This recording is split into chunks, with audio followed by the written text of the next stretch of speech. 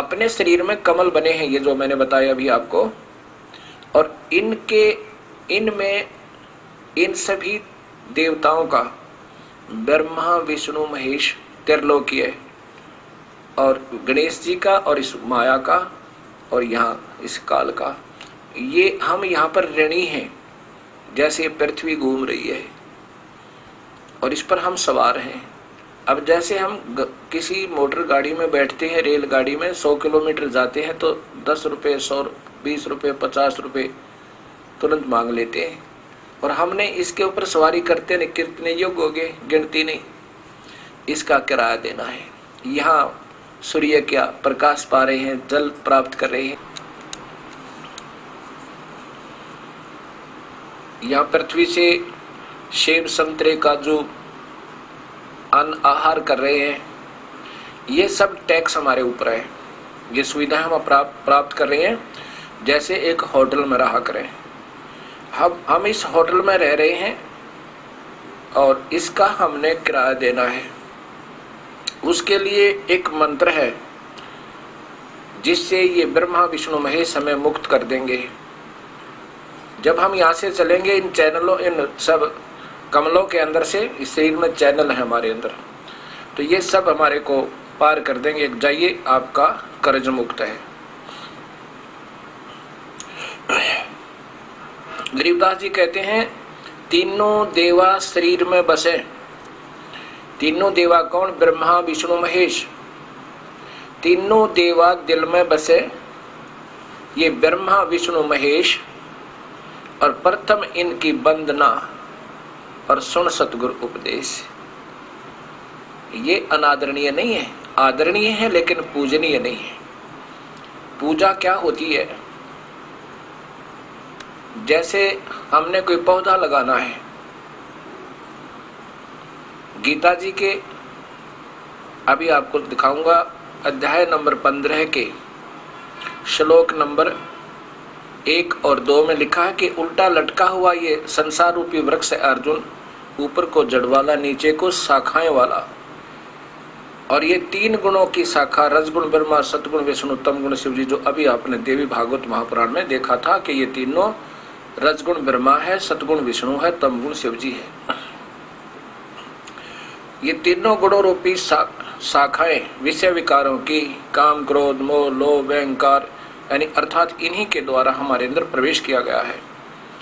ये ऊपर और नीचे इन तीनों लोकों में व्यवस्थित है, यानी अच्छी तरह स्थित है, और ये जीव को कर्मों में बांधने की मूल कारण है। ये गीता जी में आपको पता लगेगा। अब यहाँ ये वृक्ष देखिए, कबीर साहब कहते हैं, कबीर देव कबीर परमेश्वर कहते हैं, अक्षर पुरुष एक पेड़ है, निरंजन वा की डार, और तीनों देवा शाखा है ये पात्र रूप संसार। ये उल्टा लटका हुआ संसार रूपी वृक्ष समझो, ऊपर को जड़ ये पूर्ण ब्रह्म परमात्मा सतपुरुष है, जो 15वें अध्याय के श्लोक नंबर 16 और 17 में, 17 में कहा कि वास्तव में अविनाशी परमात्मा तो वो और है जो तीनों लोकों में प्रवेश करके सबका धारण पोषण करता है, अर्थात जड़ से खुराक चलती है। ये देखिएगा, ये ऊपर जड़ है, ये पूर्ण ब्रह्म अकाल मूर्त सब स्वरूपी राम कबीर देव ये हैं, और जो ये पृथ्वी से ऊपर नजर आता है ये अक्षर पुरुष। गीता जी के 15वें अध्याय में आप देखोगे 2 भगवान है, क्षर और अक्षर है, 2 पुरुष। ये अक्षर पुरुष, आगे देखो वो क्षर पुरुष, वो परब्रह्म है तना, और ये क्षर पुरुष ये ब्रह्म है, ये काल है, ब्रह्मा विष्णु महेश का पिता है, ये एक डार है, ये ज्योति निरंजन भी कहलाता है। ये ब्रह्मा विष्णु 3 शाखा है, त्रिदेवा शाखा है, और ये पात्र रूप संसार।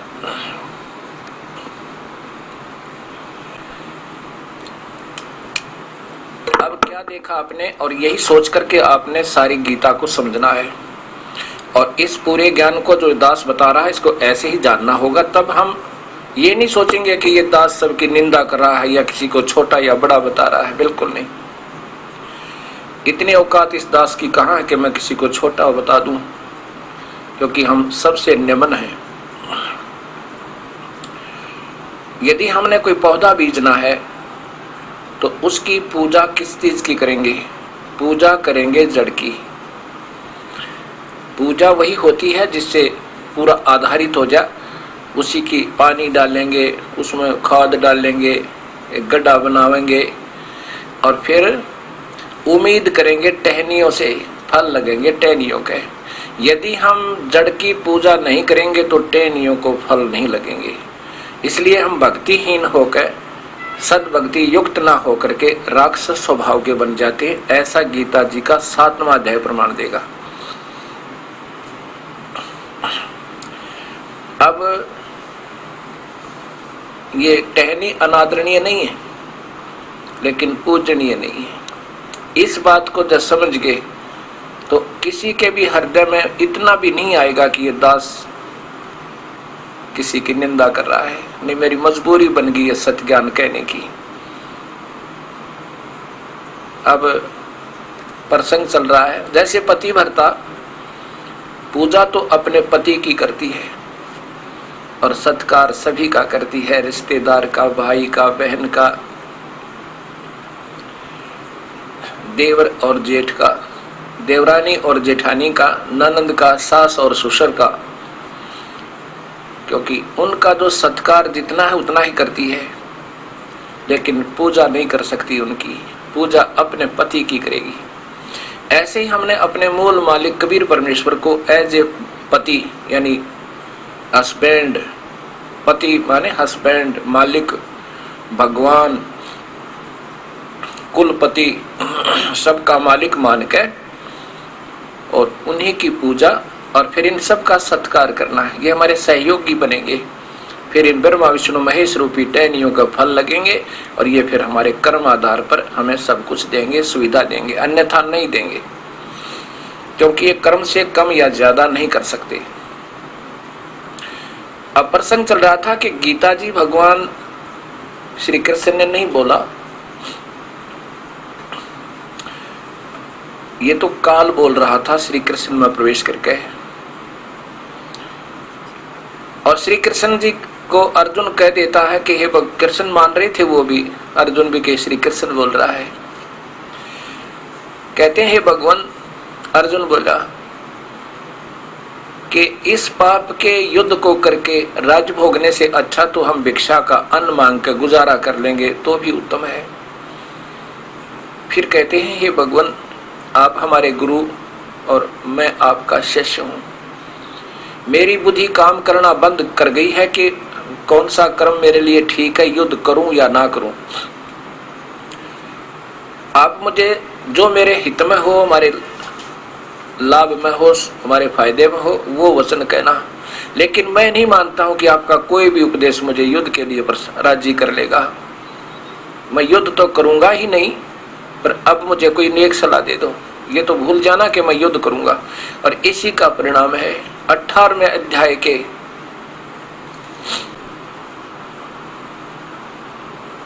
18वें अध्याय के गीता जी के 18वें अध्याय के अंतिम अध्याय के और 73वें श्लोक में अर्जुन डरता हुआ कहता है कि हे भगवान, अब मैं समझ गया आपकी बात ने, मेरा मोह नष्ट हो गया और मैं युद्ध जैसे आप कहोगे ऐसे आपकी आज्ञा का पालन करूंगा। अब 18वें अध्याय में 3-4 श्लोक और बकाया रहते हैं। 73वें श्लोक में जाकर के डरते ने अर्जुन ने कि यदि इस भगवान ने फिर वो विराट रूप दिखा दिया मेरा हृदय फेल हो जाएगा। और ये मान नहीं रहे हैं, ये युद्ध करवाना चाह रहे हैं। अब सामने काल देख कर, मृत्यु देख कर अपनी अर्जुन ने लड़ना ही अच्छा समझा कि मर के ना लड़ूंगा तो ये मार देगा, एक बार फिर दिखा दिया ये भयंकर रूप तो। और युद्ध में मर गए तो ये कह रहे हैं स्वर्ग चले जाओगे। भगवान बोल रहे हैं अर्जुन तेरे दोनों हाथों में लड्डू है, युद्ध में मर गया तो स्वर्ग जाएगा और विजयी हुआ तो राज्य के सुख का भोग भोगेगा। और उसी गीता जी में कहते हैं अर्जुन तो निष्काम भाव से युद्ध कर ले और जय और पराजय को भूल जा। अब जो ज्ञान दिया वो तो सत्य दिया, और जहां पर युद्ध करवाने की अटकलें लगाई वो अधूरी, वो व्यर्थ लगाई। तुझे कोई पाप नहीं लगेगा अर्जुन, ये तो मैंने सब मार रखे हैं, ऐसा युग का लटकने लगा गया। और फिर आगे चल के युद्ध के बाद जब युधिष्ठिर ने यज्ञ किया, बुरे बुरे स्वप्न आने लगे, तब भगवान श्री कृष्ण ने कहा यज्ञ किया। यज्ञ में भगवान श्री कृष्ण के कहने से यज्ञ किया, और भगवान श्री कृष्ण ने कहा कि तुमने जो युद्ध में जीव हत्या की थी, बंधुघात किया था, वो तुम्हें हानिकारक है। फिर वो गीता के श्लोक कहाँ गए जिसमें भगवान कहता है कि तुझे पाप नहीं लगेंगे अर्जुन, तेरे दोनों हाथों में लड्डू। जहां तक ज्ञान का सवाल है वो तो बिल्कुल सत्य है, और जहां तक ये अनर्थ कराने का सवाल है उसमें अपनी अटकलें इस भगवान काल ने जानबूझकर लगाई, वो स्पष्ट दिखाई देती है। अब युद्ध समाप्त हो जाता है और पांडव विजयी हो जाते हैं। युधिष्ठिर को राजगद्दी प्रदान करके भगवान श्री कृष्ण कहते हैं कि मैं अब द्वारका जाना चाहता हूं। सभी ने मिलकर एक प्रार्थना की भगवान श्री कृष्ण से कि आप शीघ्र ही द्वारका जाने वाले हो, हमें एक सत्संग करके जाना, भक्ति मार्ग समझा के जाना, जिसके आधार पर हम अपना जीवन सफल करें। उसके लिए एक स्थान और समय निहित हुआ, दिन और समय निहित हुआ। उस निश्चित दिन को, तिथि को सभी श्रोतागण आकर के सत्संग स्थल पर विराजमान हो रहे हैं। भगवान श्री कृष्ण और अर्जुन टहल रहे हैं उस सत्संग स्थल के अंदर एक पार्क में है। उस दिन अर्जुन कहता है भगवान श्री कृष्ण से कि हे भगवान, आपने जो गीता जी का ज्ञान मुझे सुनाया था युद्ध के दौरान, वो आज ज्यों का त्यों सुनाना भगवान। अब मैं तो भूल गया हूं क्योंकि युद्ध करना पड़ा ना, इस करके मैं भूल गया। तब श्री कृष्ण जी कहते हैं कि अर्जुन तो बड़ा श्रद्धाहीन, बड़ा बुद्धिहीन है, तो इतने निर्मल ज्ञान को क्यों भूल गया नादान, तुझे नहीं भूलना चाहिए था। अब फिर स्वयं कहते हैं कि मुझे तो मालूम नहीं, पूरा का पूरा मैं नहीं बता सकता, ज्यों का तो मैं नहीं कह सकता, अब मुझे याद नहीं। अब बताओ, अर्जुन को तो धमका रहे हैं कि बुद्धिहीन, श्रद्धाहीन, तूने ऐसे निर्मल ज्ञान को क्यों बुला दिया, और स्वयं कह रहे हैं कि मुझे तो पूरा याद नहीं। बताओ, अब मैं सत्संग कर रहा हूं परिभाषा प्रभु की, मेरे से कभी भी पूछ लेना जो मैंने आपको मौखिक सुनाया है, और आप जो सुन रहे हो एक बार सुनने में ज्यादा से ज्यादा आपको 20% ज्यादा ही कोई इंटेलिजेंट है, 30% एक सत्संग याद रहेगा। और मेरे से जब पूछोगे, जब सुना दूंगा, आपको याद नहीं हो सकता। श्री कृष्ण अपने मुखारविंद से मान लो सुना रहे थे होते तो ये नहीं कहते, तो वो कहते हैं उस समय तुम्हें योग युक्त होकर उस परमात्म तत्व का, अपना नहीं कोई और भगवान है, उस परमात्म तत्व का ज्ञान कराया था। जब योग युक्त युद्ध के मैदान में भगवान हो सकते हैं, वहां तक शांत दिमाग था, आसानी से योग युक्त का अर्थ होता कनेक्शन विद द गॉड। तो यहाँ तो आसानी से योग युक्त हो सके, संपर्क कर सकते थे भगवान से। कहते जब तब उस परमात्मा से संपर्क करके उससे उसकी आदेश वो सब ज्ञान बताया था। अब भी कर सकते थे संपर्क, नहीं, ये तो काल था, वो चला गया, भगवान कृष्ण थे। अब उसी के बाद कुछ ही दिनों के बाद महर्षि वेद व्यास जी ने वो गीता सारी लिख दी, फिर उसमें काल प्रवेश कर गया। अब बताओ, कृष्ण जी को तो याद नहीं रहा, फिर वेद व्यास जी ने पूरी लिख दी। अब यहां देखिए एक अनमोल प्रमाण है, ये संक्षिप्त महाभारत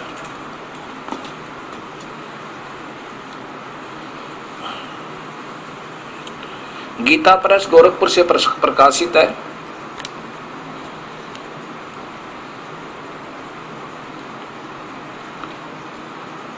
गीता प्रेस गोरखपुर से प्रकाशित है। ये द्वितीय भाग है मेरे पास और इसमें ये स्पष्ट लिखा है,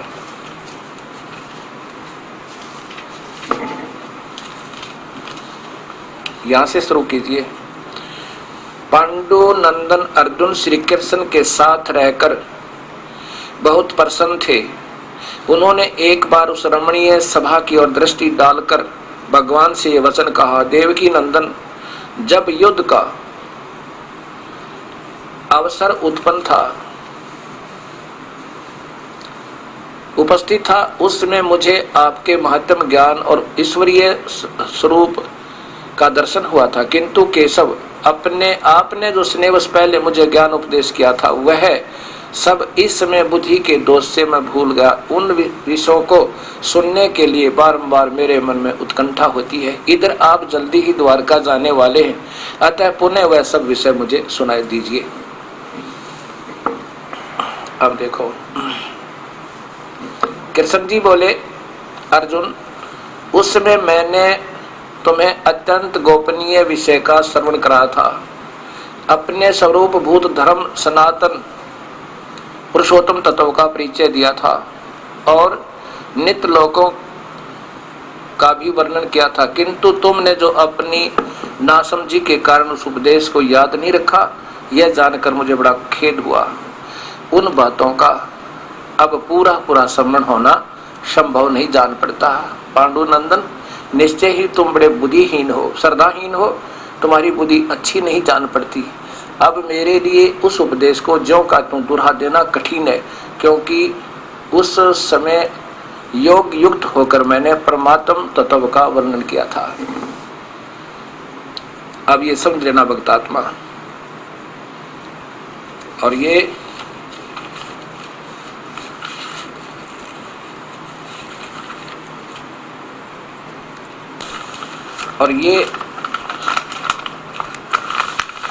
इसके द्वारा हिंदी किया हुआ है श्री जय दयाल गोविंद का। संपादक तथा संशोधक जय दयाल गोविंद का, जिन्होंने ये गीता जी का टीका भी किया हुआ है। द्वितीय खंड संक्षिप्त महाभारत। अब इन तथ्यों का सत प्रमाण मिलने के बाद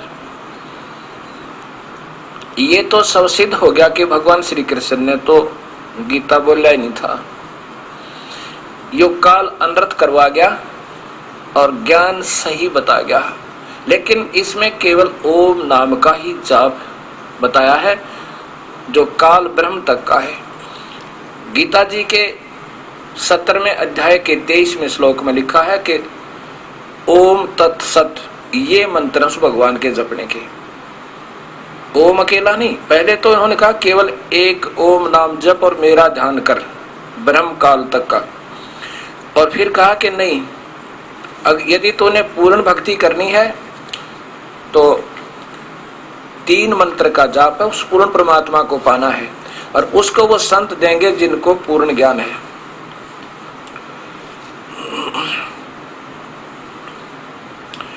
और कोई नहीं बता सकता। ये देखिएगा,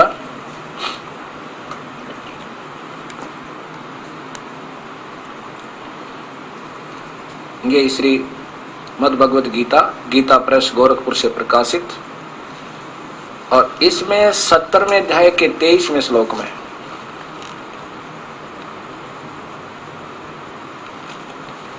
श्लोक नंबर 23 में ये देखो, ओम तत्, पहले संस्कार देखिएगा। ओम तत् सत इति निर्देश है, ब्रह्मणे त्रिविध स्मृत है। ओम, ओम तो पहले बता रखा कि मेरा नाम ओम, मेरा मंत्र तो ओम है, इसका जाप करें। और तत् सत, ये 2 संकेतिक मंत्र हैं जो ये दास देवगा आपको। ये निर्देश है, निर्देश के अंदर ऑर्डर भी साथ होते हैं और इशारा भी। निर्देश, ये 2 शब्दों से 2 दो महिमाओं से युक्त शब्द है। ये आदेश, सख्त आदेश समझो। ब्रह्मण माने पूर्ण परमात्मा के ये 3 प्रकार का, 3 विध, 3 ढंग से मंत्र है। ये 3 नाम का ब्राह्मण, ब्राह्मण माने भगवान आत्मा, जानकार लोग। इस वेद, इस ज्ञान को समझ के विहिता पुरा सृष्टि के प्रारंभ में इसी विधि से सब अपनी साधना प्रारंभ किया करते थे। ये लिखा कि इन्होंने क्या लिखा देखो, ओम तत् सत, ऐसे 3 प्रकार का सच्चिदानंद घन ब्रह्म तक, ब्राह्मण माने पूर्ण परमात्मा का नाम कहा है।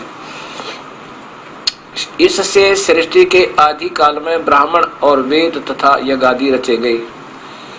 विहिता माने उनका सिमरण होता था, साधनाएं होती थी, और विद्वान पुरुष इसी ज्ञान के आधार पर इस प्रकार साधना किया करते थे। अब यहां असमंजस में डाल देते हैं ये नादान संत, ऐसे गोलमोल कर दिया कि ब्रह्म का जाप ओम तत् सत, ये 3 मंत्र से नहीं। ओम जाप तो केवल ब्रह्म का है, तत् पर ब्रह्म का और सत पूर्ण ब्रह्म का, ये तीनों मिलकर, और तीनों का जाप इस पूर्ण परमात्मा के पाने के लिए इन तीनों का एक विधि है सिमरण की, ऐसे करना पड़ेगा। अब नहीं तो भगवान ने अपना सिमरण तो ब्रह्म ने, काल ने बताया कि ओम नाम का जाप करो मेरा, 8वें अध्याय का 12 और 13 श्लोक में, 13वें श्लोक में स्पष्ट किया है। ये देखो, वही गीता प्रेस गोरखपुर से प्रकाशित अध्याय नंबर 8 और श्लोक नंबर 13, ये है 12 और 13। इसमें सीधा लिखा कि ओम इति अक्षरात ब्रह्म, इस ब्रह्म का तो केवल ये ओम जाप है। इन्होंने कैसे खोला है ये देखिए, इन्हीं की भाषा समझे। पहले सब इंद्रियों को के द्वारों को रोककर तथा मन को वश में स्थिर करके, हृदय देश में स्थित करके, उस जीते हुए मन के द्वारा प्राण को मस्तक में स्थापित करके परमात्मा संबंधी आत्मने योग धारणा में स्थिर हुए जो पुरुष ओम, ये देखो सीधा ओम, इस एक अक्षर रूप ब्रह्म को उच्चारण करता हुआ उसके अर्थ स्वरूप मुझ निर्गुण ब्रह्म का चिंतन करता हुआ शरीर को त्याग कर जाता है, वह पुरुष परम गति को प्राप्त होता है। इसकी परम गति ब्रह्मलोक है, जो वो भी नाशवान है, एक ब्रह्मांड का ब्रह्मलोक है। और ये कहता मुझे तो इस ओम नाम से ही भजा जाता है। और उस परमात्मा के पाने के लिए 3 नाम का मंत्र है। अब आचार्य सुधांशु जी द्वारा ही इन्हीं के कर कमलों द्वारा लिखी हुई, ये देखो श्रीमद् भगवत गीता का इनके द्वारा भाषा भाष्य है। पहले ये देखो सप्त अथ सप्तदशो अध्याय 17वां अध्याय, और इसका देखो फिर 23वां श्लोक।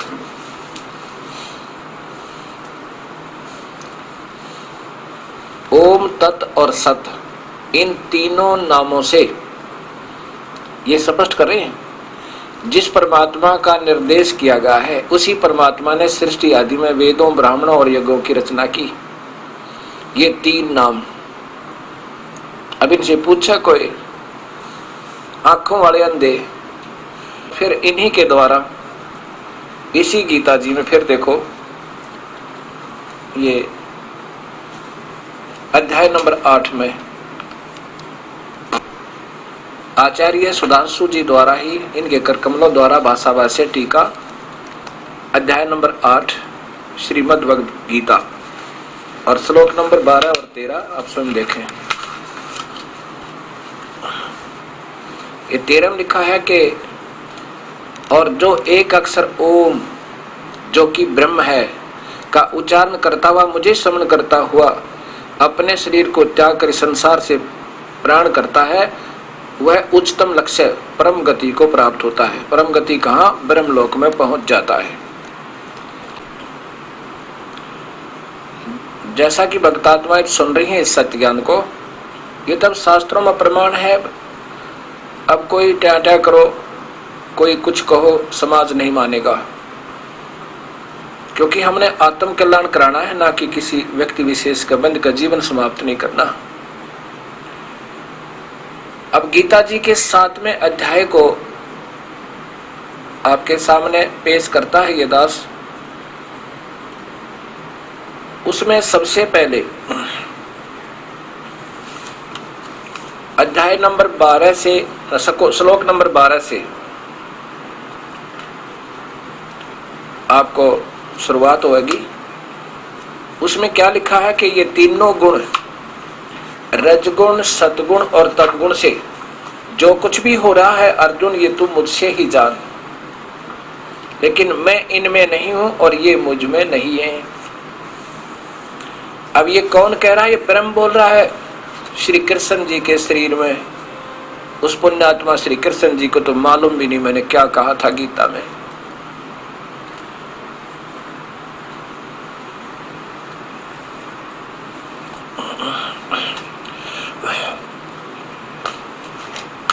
ये देखिएगा, श्रीमद् भगवत गीता आचार्य सुधांशी सूजी द्वारा ही, महाराज जी के द्वारा, कल कमलों द्वारा टीका, अध्याय नंबर 7 है ये, इन्हीं के द्वारा सब अध्याय 7। और इसमें श्लोक नंबर 12 से प्रारंभ होता है। पहले तो व्याख्या की है भगवान ने, मैं रस हूं, मैं ऐसा हूं, वो ऐसा है। अब देखो, और जितने भी भाव हैं, चाहे वह लयात्मक, सात्विक, आवेशपूर्ण राजस, आलस्यपूर्ण तामस हो, वे सब केवल मुझसे ही उत्पन्न हुए हैं। इस बात को तू समझ ले, मैं उनमें नहीं हूं, वे मुझ में नहीं है। सीधा लिखा ये च एवं सात्विक भाव, राजस व तामस। ये काल कह रहा है कि ब्रह्मा विष्णु महेश, राजस ब्रह्मा, तामस विष्णु और शिव, और सात्विक यानी सतो भाव युक्त विष्णु, ये मेरे से उत्पन्न हुए मेरे पुत्र हैं। मैं इनमें नहीं हूं और वे मुझ में नहीं है, क्योंकि वो इनसे दूर है, काल लोक में रहता है। ऐसा। अब आगे देखो, यही चलता चलता आगे आएगा, फिर 20 श्लोक में जाके क्लियर होगा। यहां देखो, फिर 13वां लिखा है, प्रकृति से इन तीनों गुणों द्वारा ब्रह्म, प्रकृति नहीं है ये त्रिभी गुणामय, इन्होंने क्योंकि चतुरता करने की कोशिश की है। त्रिभी गुणामय, त्रिगुणमयी मेरी माया, त्रिभी गुणामय। अब यूं ये गोल मोल करने की कोशिश करते रहे। इन तीनों गुणों के द्वारा ये भ्रम द्वार में पढ़कर सारा संसार मुझे नहीं पहचानता, यानी ब्रह्मा विष्णु महेश तक ही पूजता रहता है, इन्हीं के द्वारा दी गई सुविधा में उलझा रहता है। तिर मान 3, त्रिभी गुणमयी, ये त्रिगुणमयी मेरी माया। इसने तो और ज्यादा ही अनर्थ करने की चेष्टा की है। इसके साथ आपको दूसरे संतों की दिखाता हूं जिन्होंने इतना अनर्थ नहीं किया। ये देखिए, मेरे पास ऐसी 4-5 टीकाकारों की ये पुस्तक है, गीता प्रेस गीता जी, जिन्होंने इसका टीका किया है। इसमें देखो, अध्याय नंबर 7 और यहाँ श्लोक नंबर 12 से प्रारंभ करते हैं। और भी जो सतगुण से उत्पन्न होने वाला, बिल्कुल सही लिखा। जितना इन महापुरुषों को ज्ञान था बिल्कुल सही लिखा। जहां ये विचल गए वहां पर फिर इन्होंने भी अनर्थ किया, अनर्थ, सही अर्थ नहीं बना। आगे लिखिए, सात्विक भाव हर जो रजोगुण से तथा तमोगुण से होने वाला, उनको तो मुझसे होने वाला ऐसा जान, परंतु उनमें मैं और वे मुझ में नहीं है। बिल्कुल सही लिख दिया। अब आगे देखो, क्योंकि इन तीनों गुणों का जिक्र चल रहा है और ये स्पष्ट लिखते हैं, गुणमयी मेरी, ये 13वां श्लोक है।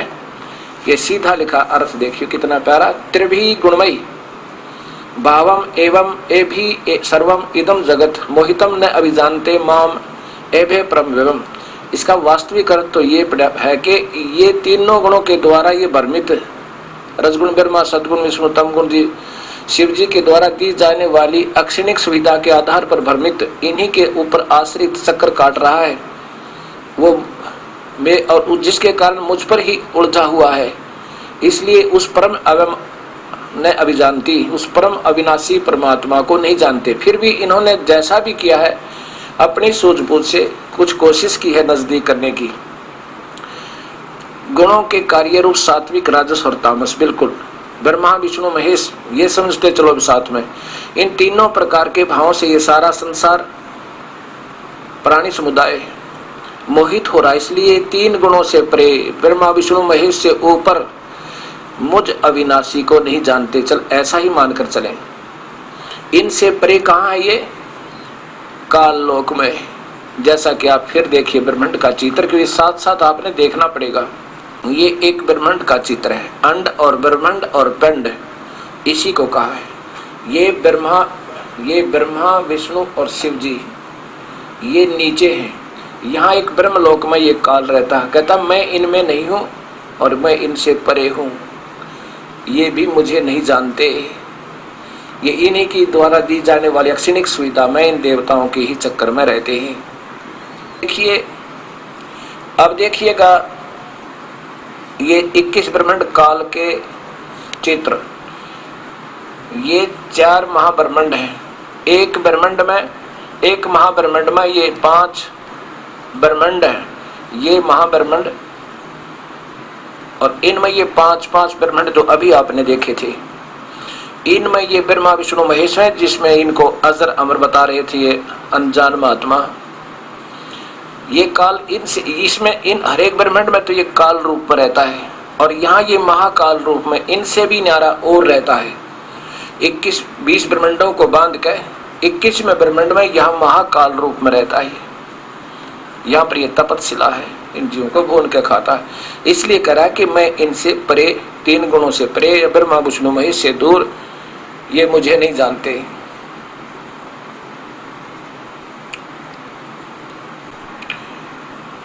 अब ये देखिए अध्याय नंबर 7 का श्लोक नंबर 14 है।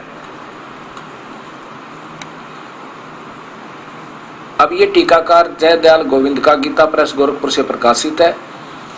इस महापुरुष ने कम अनर्थ किया है, जहाँ बिल्कुल ही समझ से बाहर होगी तभी किया है, और ये सुधांशु जी ने जानबूझ कर अनर्थ किया है। ये देखो वो चतुरता दिखाई अपनी। इसमें देखो चल रहा देवी ही ऐसा गुणमयी मम माया दुर्ततया माम एवं ये परपदन्ते मायाम एताम तरंती ते। अब देखो उसी तीन गुणों वाली माया का ब्रह्मा विष्णु महेश का जिक्र चल रहा है, क्योंकि यह अलौकिक अर्थात अद्भुत गुणमयी मेरी माया बड़ी दुस्तर है, बड़ी दुष्ट है, कठिन है, खतरनाक है, और जो मुझको निरंतर भजते हैं वे इस माया का उल्लंघन कर जाते हैं। आगे देखो, क्योंकि इन 3 गुणों का ही जिक्र चल रहा है।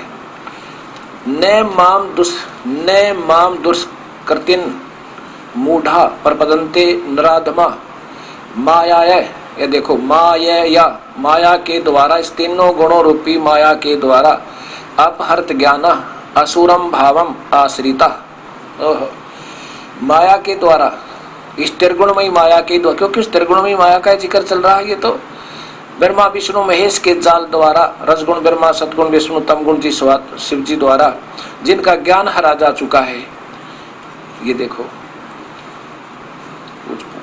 ऊंचा देखो, पूरा खुला देखो अच्छी तरह।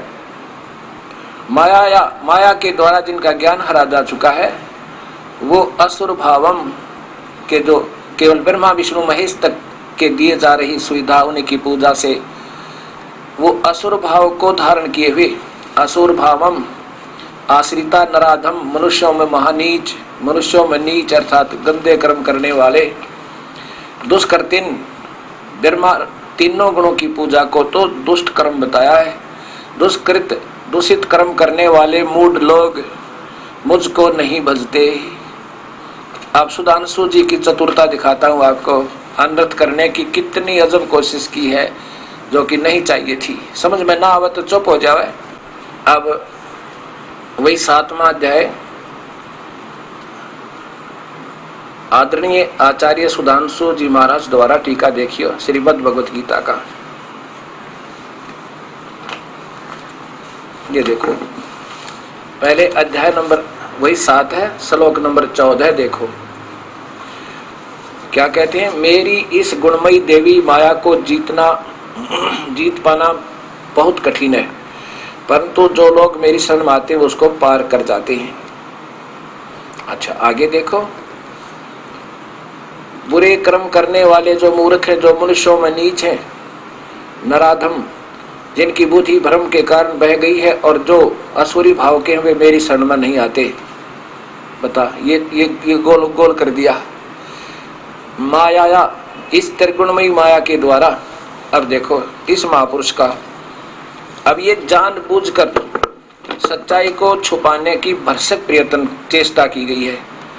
अब आप देखिए, ये देखो इसी महापुरुष के द्वारा, श्री जयदयाल गोविंद जी के द्वारा, ये 15वां श्लोक, ये अध्याय नंबर 7 का। माया है, स्पष्ट है।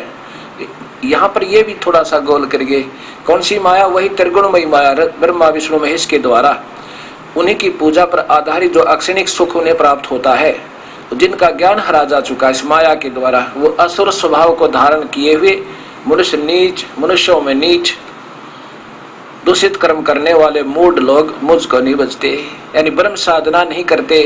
वो ब्रह्मा विष्णु महेश और उनसे नीचे की तीनों गुणों से तक और उनसे नीचे की भक्ति में ये मूर्ख लोग, दुष्ट आत्मा, दुष्कृत, ये बुरे कर्म बताए जो ब्रह्मा विष्णु महेश त्रिगुण की साधना करते हैं, ये गीता बता रही है। अब देखो सुधांशु जी द्वारा जानबूझ कर नादानी, यही इनके द्वारा टीका, ये 7वां अध्याय, अध्याय नंबर 7 और ये श्लोक नंबर 15 देखो, ये 15 है। जबकि स्पष्ट लिखे माया अपहृत ज्ञाना, इस त्रिगुणमयी माया इन समाप्त कर जानबूझकर चतुराई, ये होते हैं वो चतुर प्राणी, विचक्षण है। बुरे काम करने वाले जो मूर्ख, वो खत्म कर दी, वो अक्षर ही छोड़ दिया। मनुष्यों में नीच हैं, जो कौन से बुरे कर्म? जो ब्रह्मा तीनों गुणों तक सीमित पूजा और उन्हीं के द्वारा उपलब्ध लाभ पर आधारित हैं। बुरे काम करने वाले जो मूर्ख, जो मनुष्यों में नीच हैं, जिनकी बुद्धि भ्रम के कारण बह गई है और जो असुरी भाव के, वो मेरी शरण में नहीं आते। बताओ,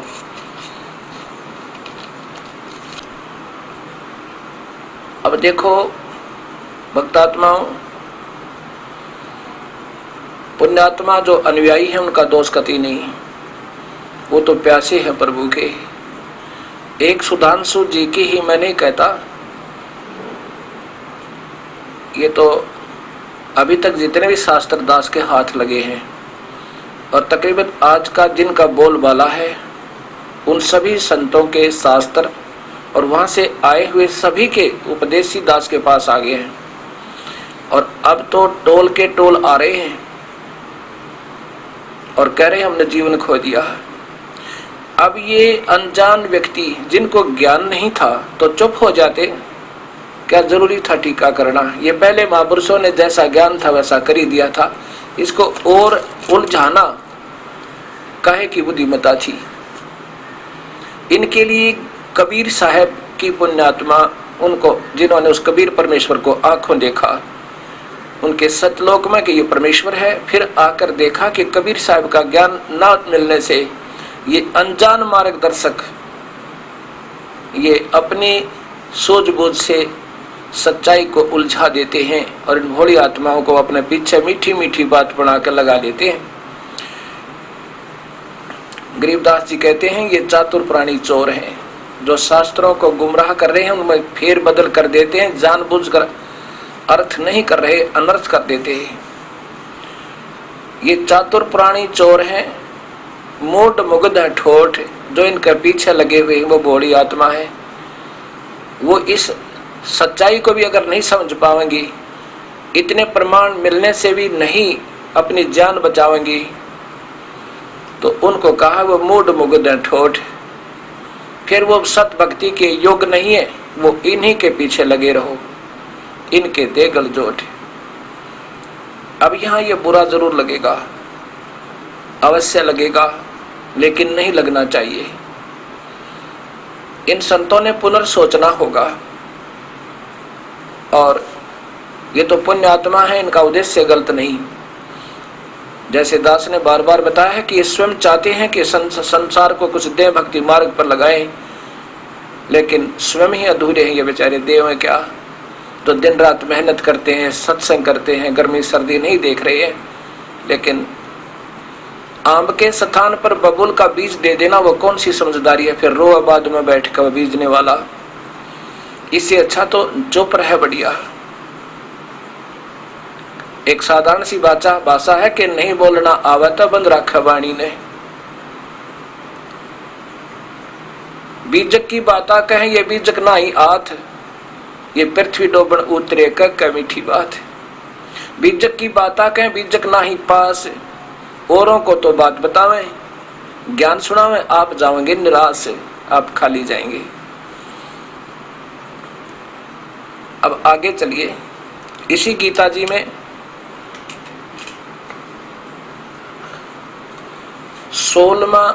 7वें अध्याय का 16वां श्लोक है। पहले तो बता दिया कि 3 गुणों, रजगुण ब्रह्मा, सतगुण विष्णु, तमगुण शिव जी, इनकी पूजा से और जो कुछ भी सुविधाएं प्राप्त होती हैं वो अक्षीणिक है। वो आगे 20, 21, 22 और 23 श्लोक बताएगा आपको। अक्षीणिक है, और जो इन्हीं तक सीमित है, इन्हीं की पूजा में लगे हुए हैं, और जिनका ज्ञान इस अक्षीणिक सुविधा में, सुख सुविधा में इन तीनों गुणों के द्वारा हर लिया, वो कहते हैं नीच व्यक्ति, असुर स्वभाव को धारण किए हुए और दुष्कृत बुरे काम करने वाले, यानी गलत पूजा है ये।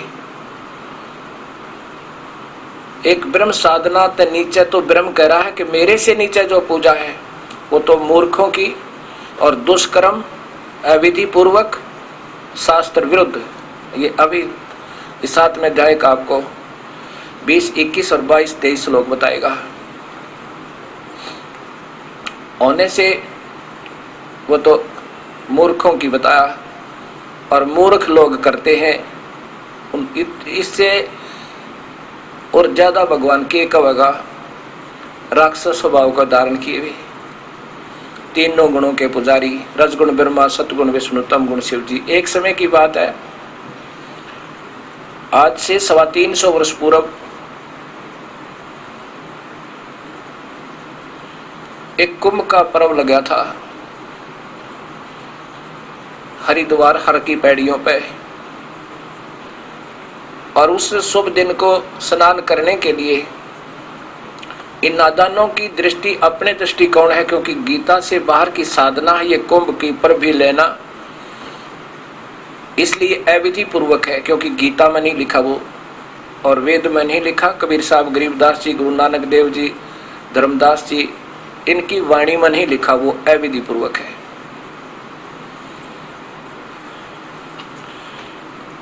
कुंभ का पर्व निश्चित हुआ, लाखों की हजारों की संख्या में ये तीनों गुणों के उपासक, ब्रह्मा विष्णु महेश के उपासक,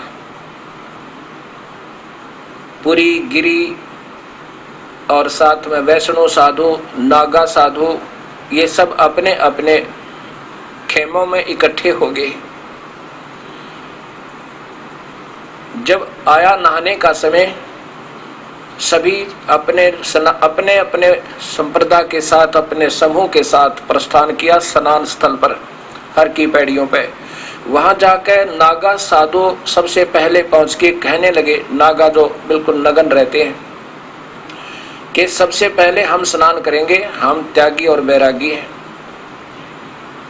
हम सर्वश्रेष्ठ हैं, हम वस्त्र तक की इच्छा नहीं, हम निरिच्छा है, निर्मोही है। उस पर वैष्णो साधु, विष्णु जी के उपासक कहने लगे, तुम बेसुरो, कभी नहाना नहीं धोना नहीं, सरड फरड रहना, पशु की तरह तुम नंगे फिरते हो, बेहया हो, ऐसे ऐसे कटु शब्द कहे। और हम श्रेष्ठ हैं, हम भगवान विष्णु के उपासक हैं, हम वैष्णव साधु हैं, हम सबसे पहले नहाएंगे, तुम बाद में नहाना। इस बात पर उन दोनों गुटों की कहासुनी होगी, मुक्का मुक्का लड़ाई होगी, तलवार भाले त्रिशूल निकाल आए और नहाना भूल गए। वह पर भी गई, भगवान का प्यार गया जहाँ हर की पैड़ियों पर वो स्नान करने और मुक्ति के लिए आए थे, वो दूसरी मुक्ति होगी। वहां पे एक दूसरे को कत्लेआम कर दिया, 25,000 व्यक्ति आपस में लड़कर मर गए और खून की नदी बहा दी, वो गंगा का पानी लाल कर दिया। यहाँ पर कबीर साहब की प्यारी आत्मा कबीर साहब के संपर्क में आकर सतज्ञान भंडार खुल गया उनका। उन्होंने कहा कि तीर तुपक तलवार कटारी जम धड़ जोर बधावे हैं, हर पैड़ी हर हेत ना जाना, और वहां जाकर चलावे। वह भगवान का प्यार भी भूल गए और भगवान की पैड़ी कहें, और वहां भगवान से भी ना डरे, उनकी उपस्थिति कहते हैं वहां भगवान की पैड़ी है। हर पैड़ी हर हेत न जाना, वहां जाकर चलावे हैं, और काटे शीस नहीं दल करुणा, वो जग में साध कमावे। और जो जो उनके शरणा जावे, उनके दर्शन जावे, उनका पुजारी हो जाए उन संतों का, उनको भी नरक पठावे हैं। ये भी पैदा है पैदे से भेद अलैदा, ये व्यर्थ है, क्योंकि गीता बता रही है ब्रह्म साधना से नीचे जो पूजा केवल यहीं तक सीमित है वो तो अधूरे। और ये आपके सामने है, राक्षस स्वभाव को धारण किए हुए दुष्कर्म करने वाले और नीच मूर्ख, ये मुझे नहीं बजते। अर्जुन ब्रह्म साधना नहीं करते, अर्थात मुझ काल की भी पूजा नहीं करते, ये नीचे तक फंसे रहते हैं। अब आगे बताते हैं 7वें अध्याय का 16वां श्लोक है। हे अर्जुन, उत्तम कर्म करने वाले, वो तो नीच कर्म लिखे दुष्कर्तिन, अब बढ़िया साधना करने वाले यानी ओम नाम से शुरू होते हैं और ब्रह्म की साधना जो करते हैं, नीचे के ब्रह्मा विष्णु महेश और देवताओं की पूजा नहीं करते, उनमें भी 4 प्रकार के साधक हैं। एक तो अर्थार्थी अपने धन लाभ के लिए, और दूसरे अर्थ होते हैं अपने कष्ट निवारण के लिए, और जिज्ञासु ज्ञान प्राप्ति करने के लिए केवल ज्ञान पढ़ते हैं, शास्त्रों का पठन पाठन करते हैं। और वही चौथे ज्ञानी जिन्होंने ज्ञान प्राप्त कर लिया, ज्ञान योग युक्त हो गए, जितना उन्हें ज्ञान हुआ कि ब्रह्म साधना से नीचे तो बिल्कुल नहीं करनी, तो वो ज्ञानी बहुत श्रेष्ठ है।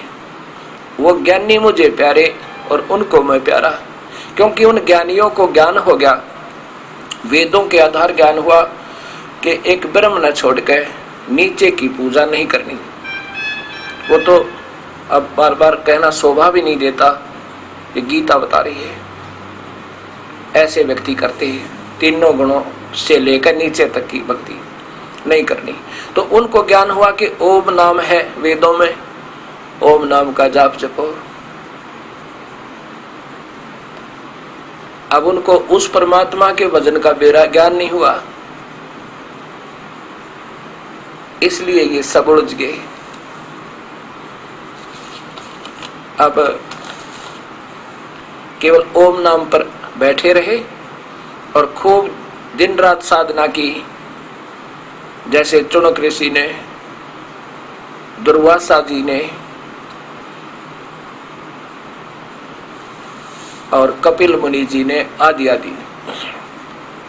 ये ज्ञानी आत्मा, अब 18वां श्लोक स्पष्ट करता है कि ये ज्ञानी आत्मा जिनको ज्ञान हुआ वेदों के आधार पर कि नीचे की 3 गुणों की भक्ति तो व्यर्थ मूर्ख लोग करते हैं, ब्रह्मा विष्णु महेश, और उनके नीचे के देवताओं की वो तो नादान व्यक्ति करते हैं, क्योंकि ये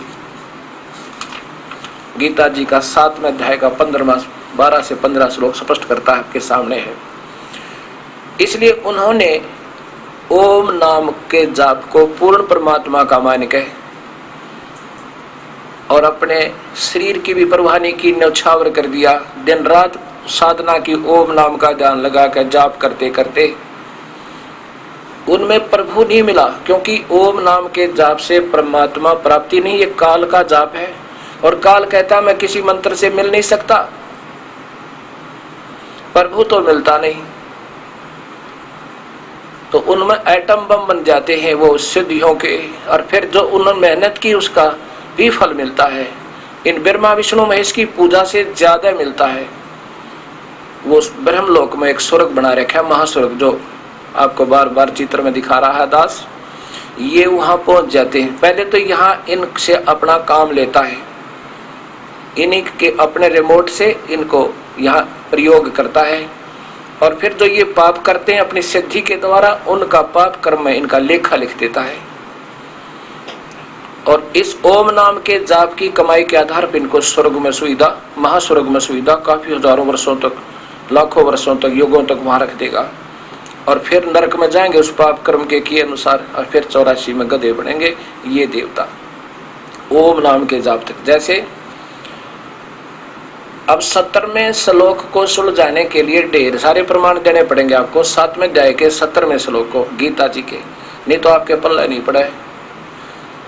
अब समझ में आ जाएगा। अब जैसे इन महापुरुषों ने जाना कि ओम नाम वेदों में लिखा है, लेकिन ये नहीं जाना कि इससे आगे और भगवान भी लिखा है। और इस आधार पर महापुरुषों ने साधनाएं की। इसके बीच में थोड़ा सा और आपको दिखाता हूं। अब देखो, आचार्य सुधांशु जी द्वारा वेद श्रीता में इन्होंने ये आत्म तत्व का बोध, इसके अंदर ये श्लोक दिया है कि यजुर्वेद का 40वें अध्याय का 15वां श्लोक, यजुर्वेद। अब देखो, वायुर अनिलम अमृतम एतद भस्मानांत शरीरम ओम कर्तो समर कल्वे समर कर्तम समर। इसका अर्थ बनता है कि ओम नाम का जाप काम करते करते स्मरण करो, विशेष कल्बे माने कसक के साथ करो, स्मरण करो, और अपना कर्तव्य समझकर स्मरण करो केवल ओम नाम का। और उससे क्या होगा, वायु यानी आपके शरीर जो 12 प्राणों से बना हुआ आपका लिंग शरीर, एक सूक्ष्म शरीर, वो अमर हो जाएगा जब ये तेरा स्थूल शरीर का भस्मांत अंत होगा। इन्होंने सरलार्थ करने की चेष्टा की है, लेकिन ये नहीं बता क्या का स्मरण करे, ओम नाम को बिल्कुल छोड़ दिया। हे मनुष्य, शरीर में बैठे हुए प्राण तत्व और परमात्म तत्व के कारण ही शरीर चलता है। आत्म तत्व विनाशी है, शरीर भस्मांत है अर्थात भस्म होने वाला है, शरीर नश्वर है, आत्मा विनाशी तत्व है। कर्तम समर के हे जीव, अपने कर्मों को याद कर, अपने कर्तव्य को याद कर, कर्मशील बन, यथार्थ शक्ति को याद कर। तेरी सामर्थ्य शक्ति क्या है, जो कुछ किया है तुम्हारा वह अतीत तुम्हें क्या प्रेरणा दे रहा है, क्यों भूले हुए हो क्या। अब इसका वास्तविक और भी संतों के द्वारा दिखाऊंगा आपको, ऋषियों के द्वारा करना था और क्या कर बैठे, इस चिंतन को करो। इस उपदेश को हम उपनिषद के रूप में भी जानते हैं।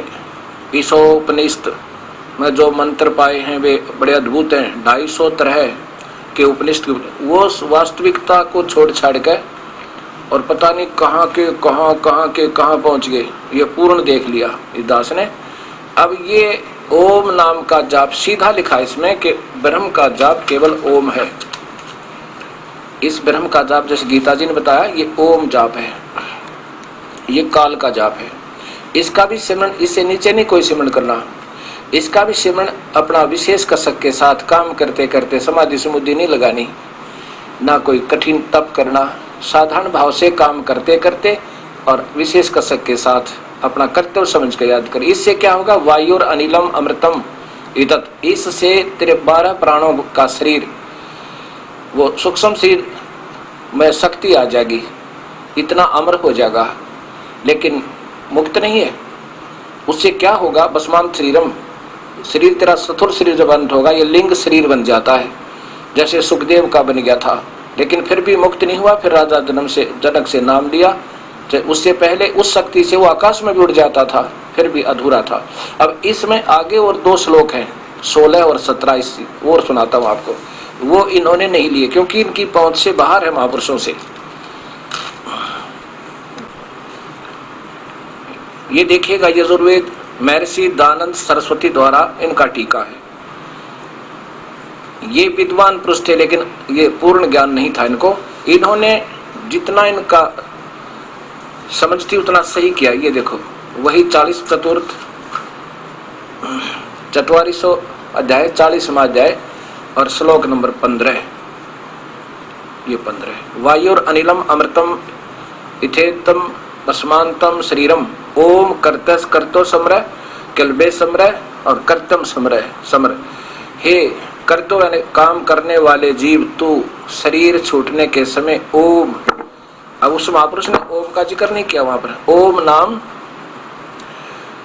इस नाम वाच्य ईश्वर को स्मरण कर, किल्बे माने अपने सामर्थ्य के लिए परमात्मा और अपने स्वरूप का स्मरण कर, कर्तम अपने किए का स्मरण कर, इस संसार का वायुम धनज्जा आदि रूप वायु, अनिलम कारण रूप। अब देखो, वायुम अमृतम अविनाशी कारण को धारण करता हुआ, अथा इसके बाद अंतर इदम शरीरम नष्ट होने पर। ये भी, ये सारे तुक्के ही लगाए। अब दास बताओगा इसका, फिर आम शब्दार्थ करवाना किसी समझदार थे। अब 16वां देखो, ये 16वां है कि अग्नि माने परमेश्वर की,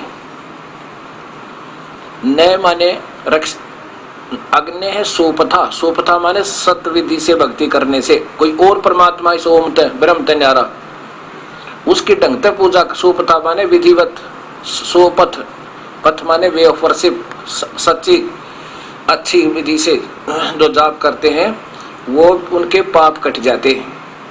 और देखो, ये दोनों तक अपने हिसाब से किया। फिर देखो, ये सिर्फ संस्कार दिखा रहा हूँ, फिर शुरुआत करूंगा मैं दास आपका। ये 17वां श्लोक है। इसमें स्पष्ट है कि एक और परमात्मा है। युग ब्रह्म तो केवल खम्भ माने स्वर्ग, खम्भ का अर्थ स्वर्ग। ओम नाम के जाप से ये काल भगवान केवल स्वर्ग तक ले जा सकता है, लेकिन वो परमात्मा और है जो सथाई सुख देता है, आदित्य पुरुष है। ये देखो, अब इन्होंने कोशिश की है सच्चाई को सामने लाने की, लेकिन ये भी उलझ गए क्योंकि इन्होंने पहले सत्यार्थ प्रकाश का ये रचना कर दी। हे मनुष्य, जिस हिरमेन का अर्थ होता है सोने जैसा, इन्होंने ज्योत स्वरूपी पात्रेण माने रक्षक बुद्ध से, पात्रेण का अर्थ होता अधिकारी हंस। सतस्य पहले सुपथा अर्थात सत्य अविनाशी। चलो जैसा भी इन्होंने किया, आगे देखो। मुखम, जो मैं सिद्ध कराना चाहता हूं, इसमें मुख के तुल्य उत्तम अंग का प्रकाश किया जाता है। जो यहां से देखो, जो वह प्राण या वायुमंडल में पूर्ण परमात्मा और है, और वह प्रोक्ष है, वो तो गुप्त है। एक भगवान और है, इस ब्रह्म तो ऊपर वो गुप्त है। स्वयं स्पष्ट करते हैं, यह जो वह आदित्य यानी प्राण व वायुमंडल में पूर्ण परमात्मा है, वह तो गुप्त है, यानी वो किसी की पहुंच से बाहर है, प्रोक्ष है जरूर, आकार में भी है। और अहम मैं काल, अहम ब्रह्म, अहम खम ब्रह्म। अब देखो, अहम मैं खम यहां लिखना था, अहम ब्रह्म, ये ब्रह्म यहां लाना था। मैं काल तो खम केवल स्वर्ग तक इस ओम नाम के जाप से ले जा सकता हूं। इस ओम नाम के जाप से केवल स्वर्ग तक जा सकता है, ब्रह्म लोक तक जा सकता है। इसका ये कोई और परमात्मा है। अभी गीता भी बताओगे आपने। लो महापुरुष का टीका। गरीबदास जी कहते हैं, एक ना भूला दो ना भूली, भूली सब संसारी। कबीर साहब कहते हैं मेरे साथ दो भाई, मुझे सब ही भूले पाए, और फिर आके सत भक्ति जगाई। ये है यजुर्वेद सरल हिंदी भावार्थ सहित। इनके कौन है लेखक संपादक? वेद मूर्ति तपोनिष्ठ पंडित श्री राम शर्मा आचार्य। जब कितनी उपाधि ला रखी महापुरुष के, और इन्होंने भी ऐसे ही गोल कर लिया।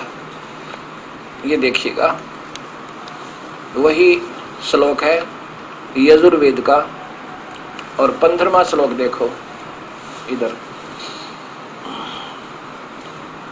ये 16, ये 15वां देखो। वायुर अनिलम अमृतायथम भस्मांतम शरीरम ओम करतो समर कल्वे समर और करते समर।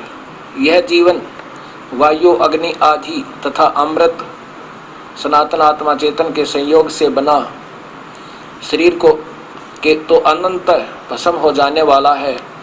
ये संकल्प करता तू परमात्मा का स्मरण करो, अपनी सामर्थ्य का स्मरण करो, जो कर्म कर चुके हो उनका स्मरण करो। ओम नाम का की तजे करनी। इसी तरह के ओम करतो समर, ओम नाम का जाप काम करते करते समर, कल्बे समर, कलबलाट के साथ बड़ी कसक के साथ स्मरण करे और अपना कर्तव्य समझ कर करके मनुष्य जीवन का यही कर्तव्य है ओम नाम जाप। क्योंकि वेदों में और गीता में अब इतने बड़े वेद में से एक श्लोक को निकालकर कोई निर्णय नहीं लिया जा सकता। अब इस दास ने एक पुस्तक बनाई है परिभाषा प्रभु की, ये आपके सामने आएगी अभी। अब इसमें आपको मिलेगा ये 40वें अध्याय का पूरा विवरण। इसमें प्रारंभ कहां से होता है ये देखिएगा, कितना स्पष्ट ज्ञान है। इसका जो प्रथम श्लोक है कि ईशावास्यम